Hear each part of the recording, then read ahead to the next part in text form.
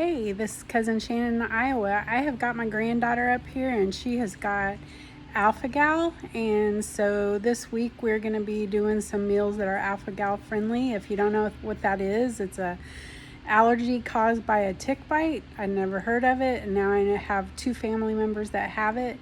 Anyway, I am going to be making some things because they cannot eat any mammal meat, so no beef, no pork, nothing like that.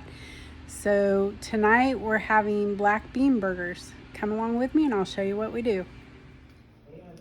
I am making black bean burgers, and right here I've got 2 cans of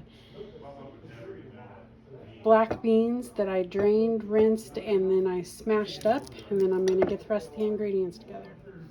I have added 2 beaten eggs, pepper, salt, garlic powder, and Southwest seasoning, and I'm going to get the rest.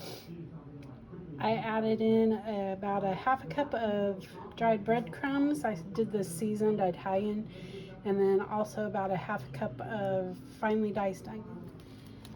I took a piece of parchment paper and smashed them in between. You want them pretty thin, because if you don't, they're pretty mushy in the middle, and you want that crust on the outside and then to be thin. These are not going to shrink up like a burger, of course, because they have no fat in them. Whatever size you make it, that's how big they're going to be. So make sure whatever you make them, that's what you want on your bun. I kind of mushed that one up. Sorry, the camera, I'm holding it. So I'm going to brown them on this side and then flip them over and brown them on the other side, and then I'll show you what they look like on the other side. As you can see, when you flip them over, they look pretty much just like a hamburger patty. They've got that nice crust on them.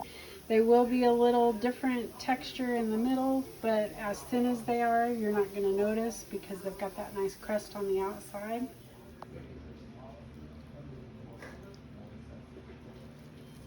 It's good.